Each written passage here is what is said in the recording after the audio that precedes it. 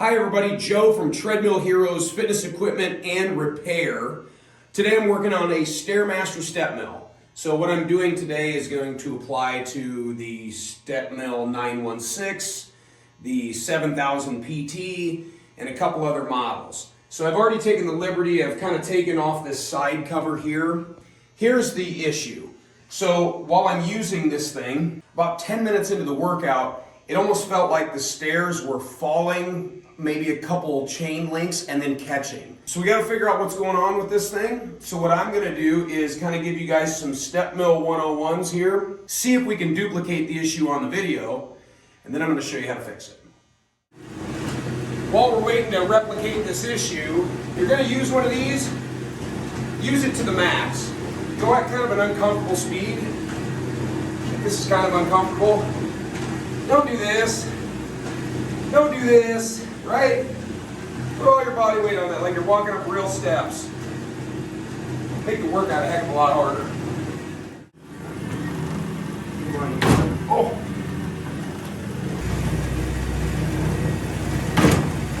There.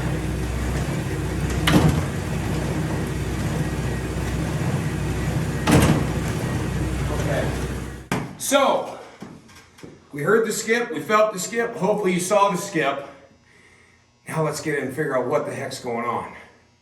So as far as step mills are concerned, this thing is relatively clean inside of it. I gotta tell you, we've been inside some of these that are just completely filthy. So we have the main upper sprocket assembly. You can always tell just by looking at the parts if you're dealing with the upper sprocket, because the upper sprocket has a secondary sprocket behind the main one here that goes to the transmission gearbox, which is right here.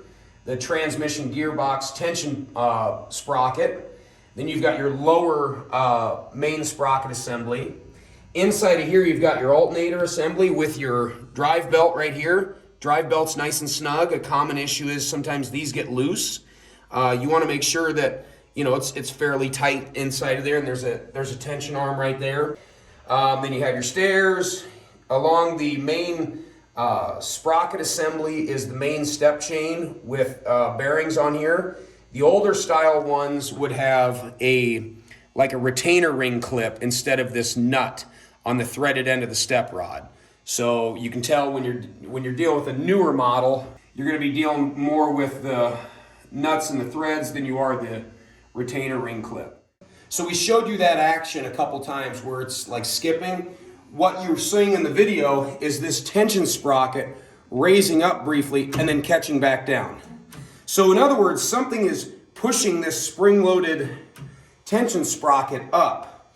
And usually when that happens, there's either in the chain here, in one of the links, it's bound up, so it's not bending correctly around the sprocket, and it's staying stiff, and it's putting more tension in the chain, therefore making this go up, and what's doing is it's skipping over a tooth. So what we want to do is we want to inspect the chain by taking it off. We got lucky here. The master link is right there. So we're going to take off that master link. We're going to take off this chain, and then we're going to inspect the chain to make sure every link in the chain is loose. And then we're also going to look at our sprocket teeth here on the transmission gearbox and behind here on the main sprocket assembly. And just fair warning, if you've never done one of these, prepare to get greasy. Got this thing open. I'm just going to inspect a couple things here. One, the secondary sprocket. I want to make sure that this thing spins freely.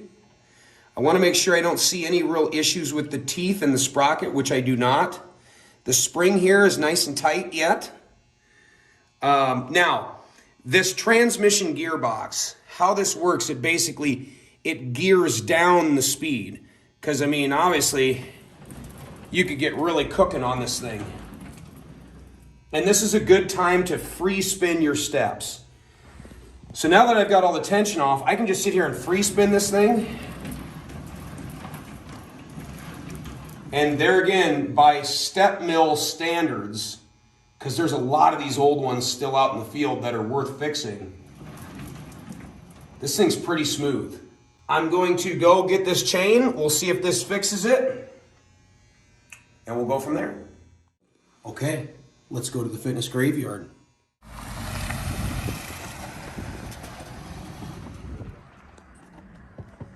Okay, here we are at the fitness graveyard. Let's go talk to Drew, see if he's got one of these chains. It's the newer model. It's like a 916 newer one. There you go. Master link and all.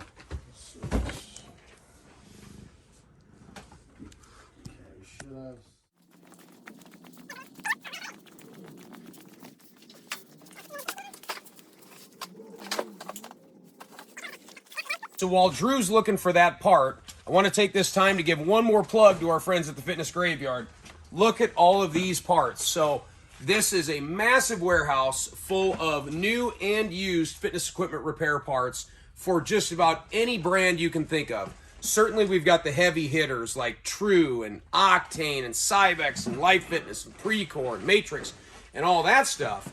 But we've got like the oddball stuff, brands that have been out of business for even 10 years down here. So if you're looking for the hard to find parts, visit the fitness graveyard at fitnessgraveyard.com. Now earlier I said I was going to grease this up, but this chain's already been pre-greased. So what I'm going to do is I'm going to reach in here and run this over top of the secondary sprocket. And then I'm going to carefully just kind of walk it around.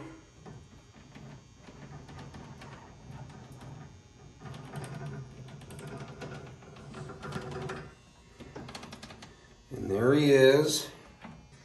And I'm going to put him over top of here. Like so. And if we go nice and slow, this should turn the gearbox. Actually, it won't. I can link him right together there. Just put the master link, the male end on the back side. It just makes it easier to put that clip back on.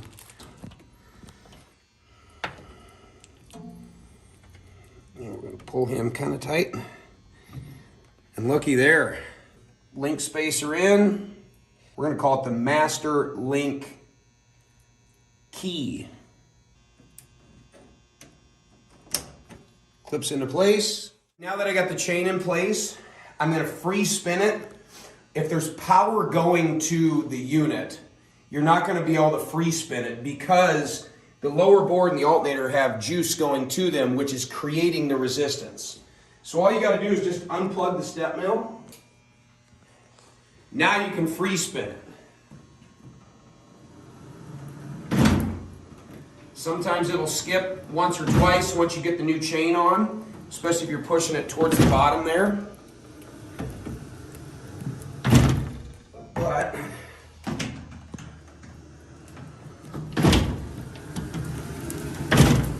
I don't know, that almost pronounced it, didn't it? There it is. Okay. Chain was still skipping. Got the brand new one on here. If you come in close here, so if you have somebody that can walk on this without turning it on, look here. Do you see right in there? The sprocket is missing the chain. See? And now look, it's lifting up that chain, and as it comes around, boom. In other words, what's happening is the teeth on this are not lining up with the chain from the transmission gearbox. This is a classic case of the initial problem caused something else to go bad. So in this case, the sprocket has gone bad on the transmission gearbox, and it ate away at our other chain. Our other chain ran on that for so long, it bent that up. So what we don't want to do is run a brand new chain on a jacked up sprocket here. So now what we got to do is pull the sprocket assembly off of here and then go see if we have a sprocket assembly. We'll pull this off and we'll see if we can get a secondary sprocket transmission gearbox assembly. The other way to do this is to pull the whole transmission gearbox out, and then you can, put this in a vise, and there's all kinds of different ways. I just don't want to. I sure would love to just get this off of here. We're getting closer.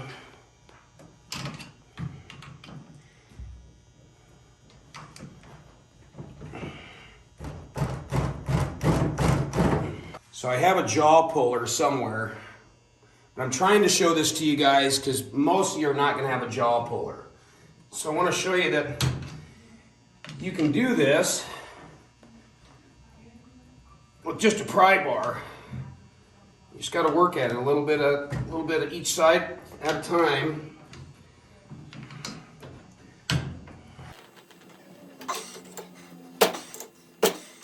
Getting closer.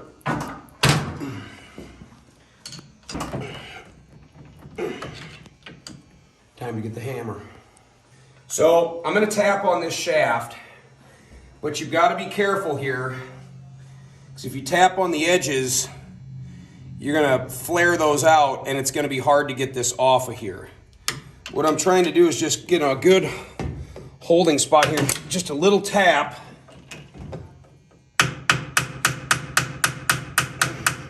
Sometimes even if you just tap the sprocket around, it gives you that little bit of extra movement when you're prying on it.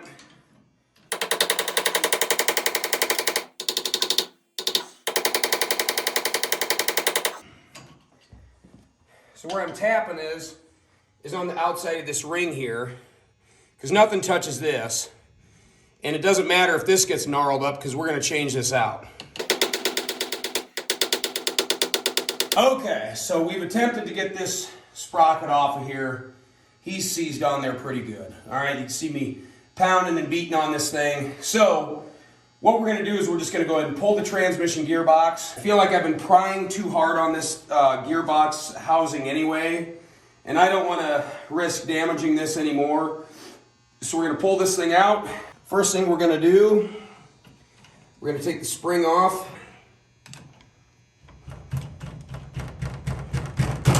Okay, he's out, nice and loose. I kind of take that spring same off to the side because that will fall off of there. Then you're going to need a 7/16 wrench and probably a socket. You got bolts coming down through the top here. You can get your wrench in there, especially if you have a swivel head gear wrench. I have been able to get like a little nubby 7/16 socket and a wrench in here before. So I'm just going to loosen these up for now. Full-on surgery on this thing. This is the fun part, because you go from getting grease on your hands to grease on your arms. Typically, the older, the greasier on these machines, because over the years, the common practice of just servicing these things is just throwing a bunch of grease on them. Gotta take our support bracket off here too. Okay, our alternator belt, you can just slide that off, kind of pull it towards you. And just kind of roll him off of there. Set him off to the side. I was just kind of hang him on there. Now all we have is just the gearbox hanging here by the 4 bolts up top. Taking it out is the easier part. Putting it back in and holding it in place while you get these bolts to line up. Oh, it can be done. It's just not fun. So it's easier just to loosen up this set screw or set bolt, because that just threads into the alternator. And here we go. Transmission gearbox. Know that this transmission gearbox is more than likely still good is because this tray here, this is actually an oil tray. Like, it's designed to catch oil that leaks out of the transmission gearbox. And it lubricates all the gears inside. So see how fast this spins? This is the pulley that gets on the poly V belt that goes to the alternator. See how fast that spins? Look at that in comparison to the transmission sprocket for the chain. I don't know the ratio, but it's geared way down. What happens is, over time, this seal goes bad. And then it'll leak oil, and this will fill up with oil. If your Stepmill does not have one of these, on the user left side, on the top side of the steps, it looks like there's like looks like somebody sweats right there. That's actually oil leaking through from the bottom of the steps to the top of the steps as this thing rotates. Basically, you have oil dripping on top of on the back side of the steps, and as they rotate around, it's just spilling oil inside of the unit. So when you replace the transmission gearbox, it's always a good idea to reuse the oil tray. A lot of techs don't take the time to put this back on here. So they'll just discard this oil tray and then you got a mess on your hands down the road. So now we're going to pull the rest of this stuff off of here to get this sprocket off.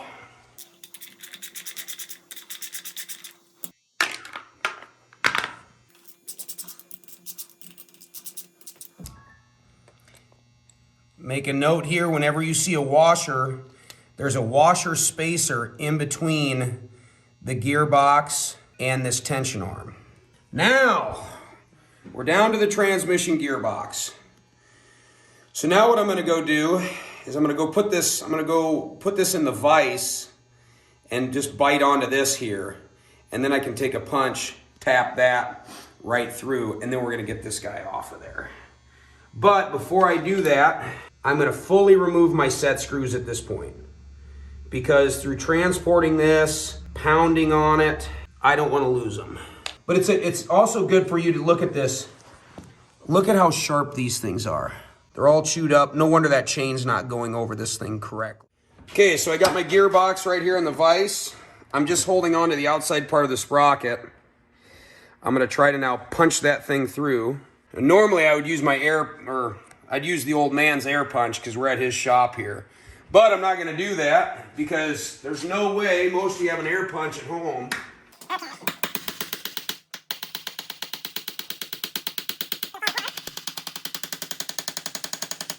Whoever put this sprocket on here didn't just give us a little dab of grease on here. Sure would have been neat. Would have saved us a lot of hassle.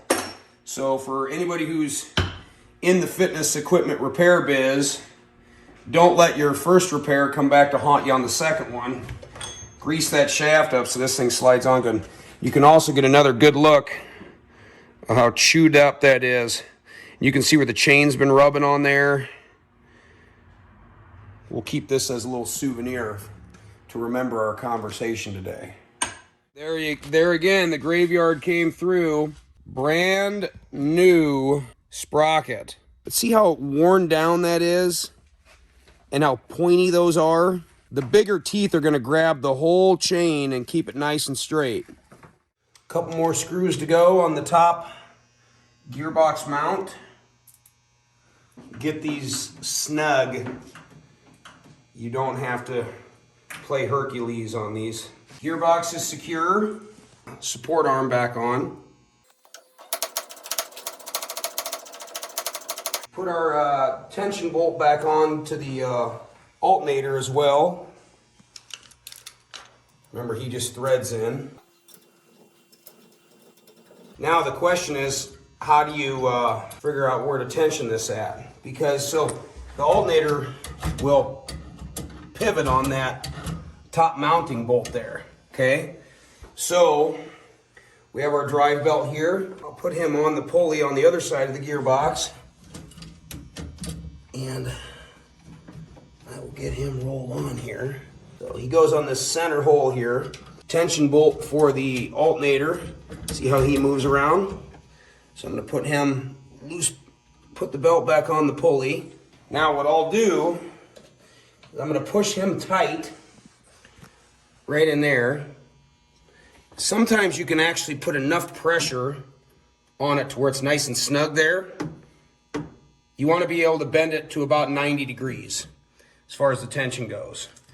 And you should, if you can get enough leverage, I like to put my elbow against the back of the step and kind of push against this.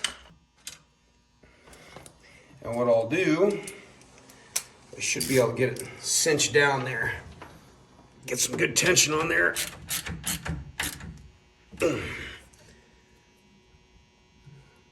About at 90 degrees, nice and snug. Now we're down to the new sprocket, okay?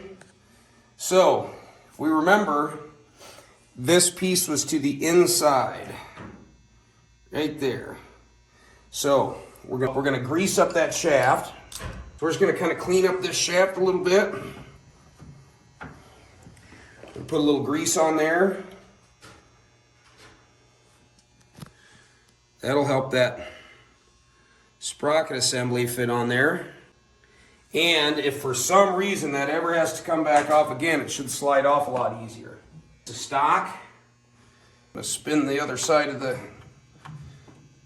pulley, so that way he's up top. That way the piece of stock doesn't fall down in the machine. Remember, washer is our spacer in between the tension bracket and the housing.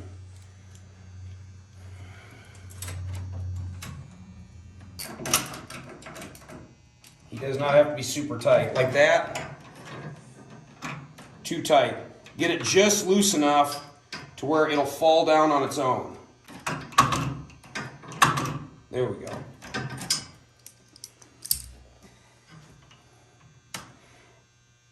And then we have our spring.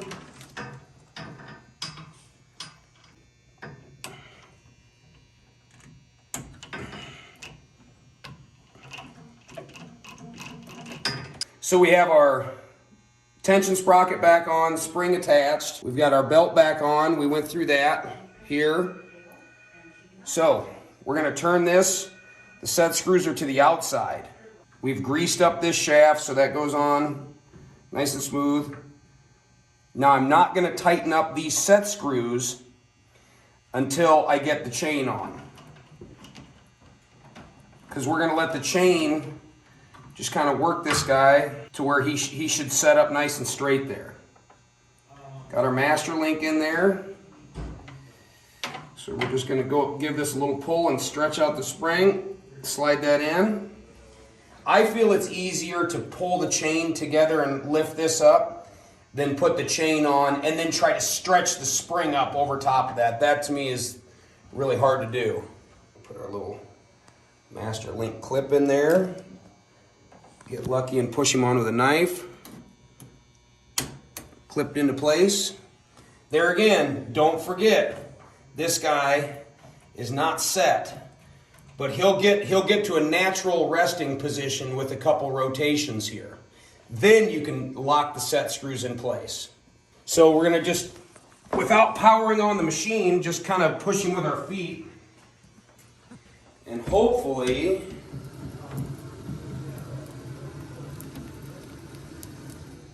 and I'd first do it with no weight on it. Make sure he's running nice and smooth. Running through about a full stair rotation.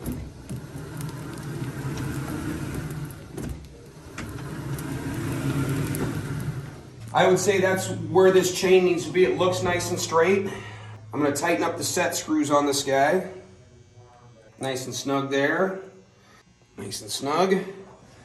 Okay. Transmission gearbox is tight. Tension arm is tight. We have the tension arm here for the drive belt. That's nice and tight. Master link back in. We got a fresh sprocket, fresh chain. Now we got to get on the thing, power it on, and see if it works.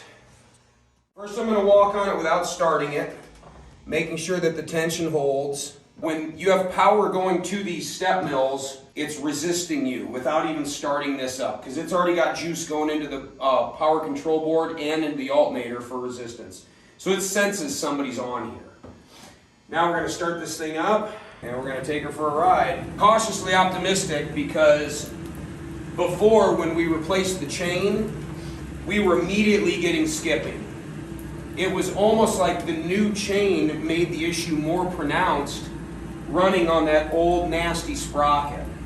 And it wasn't fitting right. Where the old chain was kind of form-fitted to that, chewed up sprocket.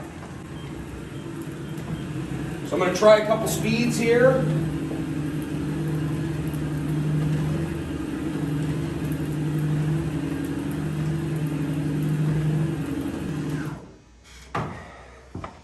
So later on today, probably going to put on my workout clothes, hop on this, give this about a half-hour go-around, make sure it's good to go. But I'd say we got a clean bill of health. So hopefully if you're having this same issue on your step mill, this gave you a few tips on how to fix it. And don't forget to visit your friends at treadhero.com. And if you need parts, no matter where you live, visit fitnessgraveyard.com. Thanks everybody.